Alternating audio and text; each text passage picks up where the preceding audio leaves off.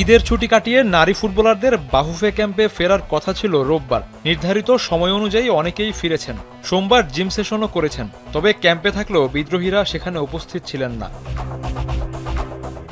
এ প্রসঙ্গে head coach Peter Butler কোনো মন্তব্য করতে রাজি হননি।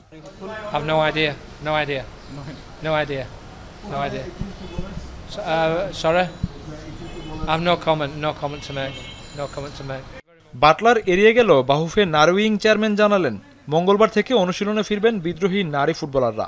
আর অনুশীলনে যোগ দিলে তাদের সঙ্গে চুক্তি করতে চায় ফেডারেশন। হ্যাঁ, ওরা কালকে তো ট্রেনিং করবে।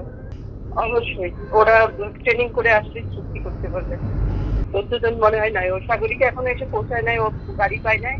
ঈদের আগেও বাহুফে নারউইং চেয়ারম্যান জানিয়েছিলেন, ছুটি কাটিয়ে বাটলারের অধীনে অনুশীলনে ফিরবেন বিদ্রোহী 18 ফুটবলার। ছুটির পর জিম সেশনে যোগ না দেওয়ায় তাদের ফেরার বিষয়টি এখনো পরিষ্কার নয়, কারণ বিদ্রোহীদের পক্ষ থেকে এখন পর্যন্ত আনুষ্ঠানিক কোনো বক্তব্য আসেনি। বাটলারের বিরুদ্ধে বিদ্রোহ করা 4 ফুটবলার ইতোমধ্যে ভুটানের লিগ খেলতে ক্যাম্পের বাইরে রয়েছেন। গুঞ্জন আছে আরও 3 থেকে 4 জন বিদ্রোহী ফুটবলার ভুটানের লিগে সুযোগ পেতে পারেন। তবে সিনিয়র খেলোয়াড়দের সঙ্গে হেড কোচ বাটলারের দূরত্ব ঘুচেছে কিনা তার সময়ই বলে দেবে।